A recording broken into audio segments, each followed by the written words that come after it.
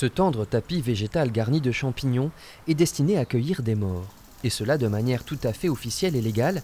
Nous sommes ici à Coulonnier-Chamiers, au cimetière de Saint-Augutre, un espace acheté par la ville de Périgueux dans les années 80, quand ces cimetières débordaient. Comme vous l'avez remarqué, les forêts sont pas loin. Et donc, lapins, hérissons, chevreuils viennent de temps en temps rendre visite à ces résidents. C'est ce qu'on appelle l'espace paysager. Les défunts seront inhumés dans le respect d'un protocole, pas de soins de conservation, des cercueils ou des urnes biodégradables, donc dans des matériaux qui vont respecter effectivement le côté naturel de cet espace. Après l'enterrement, il ne doit rester en surface qu'une modeste plaque d'une taille maximale de 30 cm sur 15. Si le concept d'inhumation naturelle se développe à l'étranger, en France, c'est encore très rare et très peu connu. Le premier espace de ce genre a été inauguré à Niort en 2014.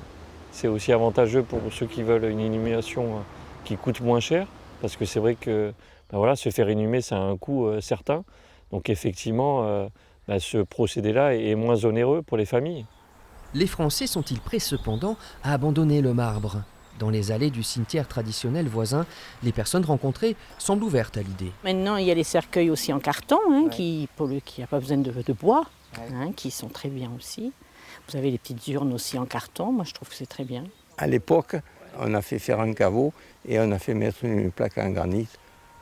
Parce que peut-être c'était la mode, c'était l'entretien, Maintenant, il y a une évolution dans la vie, vu les circonstances, la nature change et il y a beaucoup de choses. Il faut évoluer. Si l'idée peut séduire, dans les faits, il y a encore peu de volontaires. L'espace dédié au cimetière de Saint-Augutre est encore vide.